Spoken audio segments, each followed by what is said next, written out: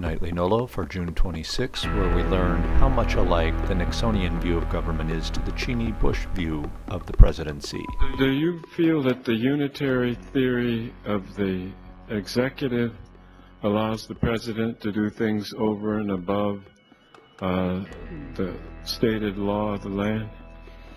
The Constitution binds all of us, Congressman, the President, all of you as members of Congress, all of the federal judges. We all take an oath to support and defend it. I frankly don't know what you mean by unitary theory of government. I don't have... Have you ever heard of that theory before? I have. I've seen it in the newspapers all the time. Do you support it? I don't know what it is. I'm answering your question. You're telling me you don't know what the unitary theory means. I don't know what you mean by it, no, Mr. You don't know what I mean by it. Anyone else? Do you know what you mean by it? I know exactly what I mean by it. Well, what do you mean? Sentences.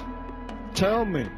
The use of the word unitary by me has been in the context of unitary executive branch. And all that refers to is, I think it's the first sentence of Article 2 of the Constitution, which says all of the executive power is vested in a President of the United States. Of course, what Mr. Addington here simply ignores is that Section 3 of Article 2 of the Constitution says that the President shall take care that the laws be faithfully executed.